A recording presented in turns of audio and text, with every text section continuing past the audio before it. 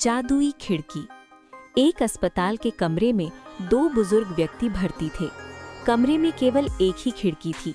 रमेश, जिसका बिस्तर खिड़की के ठीक बगल में था, हर दोपहर 1 घंटे के लिए बैठ सकता था, जबकि सुरेश, जो दूसरे बिस्तर पर था, उसे पूरा समय सीधा लेटे रहना पड़ता था।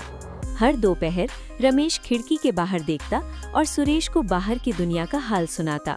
वो बताता, बाहर एक खूबसूरत पार्क है जिसमें एक नीली झील है, बच्चे अपनी कागज की नावें चला रहे हैं, प्रेमी जोड़े फूलों के बीच हाथ पकड़कर टहल रहे हैं, आसमान में रंग बिरंगे बादल तैर रहे हैं। सुरेश अपनी आंखें बंद कर लेता और रमेश के शब्दों के जरिए उस सुंदर दृश्य की कल्पना करता। ये सिलसिला हफ्तों तक चला।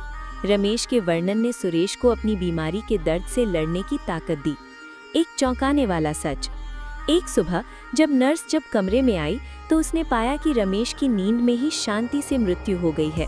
सुरेश बहुत दुखी हुआ, लेकिन कुछ दिनों बाद उसने नर्स से एक विनती की, क्या आप मेरा बिस्तर उस खिड़की के पास लगा सकती हैं?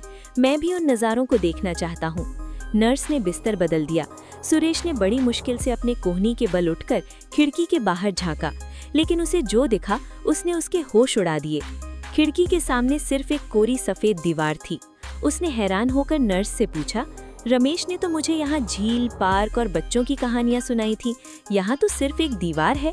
नर्स ने धीमी आवाज में कहा, रमेश पूरी तरह से अंधा था, वो तो दीवार भी नहीं देख सकता था। शायद उसने ये सब सिर्फ इसलिए कहा ताकि आपको जीने की एक उम्मीद और खुशी मिल सके।